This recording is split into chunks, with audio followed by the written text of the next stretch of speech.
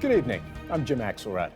The calls are growing louder tonight for Labor Secretary Alex Acosta to resign over his handling of a secret plea deal that gave the wealthy investor Jeffrey Epstein an uncommonly light sentence in a sex trafficking case 11 years ago.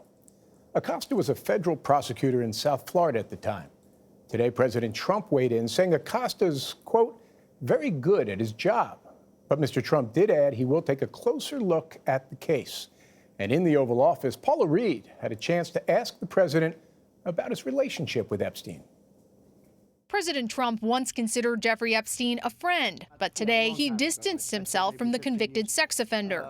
I was not a fan of his, that I can tell you. But Mr. Trump told New York Magazine in 2002 that Epstein was a terrific guy and shared his interest in beautiful women, though he noted Epstein's preference for those on the younger side. But now Mr. Trump says the two haven't spoken in years. Do you still think Jeffrey Epstein is a terrific guy? I had a falling out with him a long time ago. I don't think I've spoken to him for 15 years. On Monday, federal prosecutors unsealed new charges of sex trafficking against Epstein, who has long been accused of preying on young girls at his homes in New York City and Palm Beach. According to prosecutors, victims were initially recruited to provide massages to Epstein, which would be performed nude or partially nude, and typically include one or more sex acts. A search of his $77 million townhouse turned up hundreds and perhaps thousands of photos of underage girls. Epstein also faced sex trafficking charges in 2007, but federal prosecutors in Miami made a secret deal that gave him a prison sentence of just 13 months and immunity from federal charges. That was arranged by President Trump's Labor Secretary Alexander Acosta, who was the U.S. attorney at the time.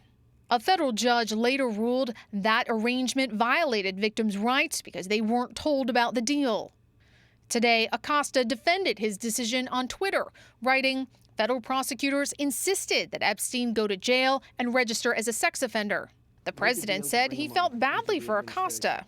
I can tell you that for 2.5 years, he's been just an excellent Secretary of Labor. But the calls for Acosta's resignation are mounting. It is now impossible for anyone to have confidence in Secretary Acosta's ability to lead the Department of Labor.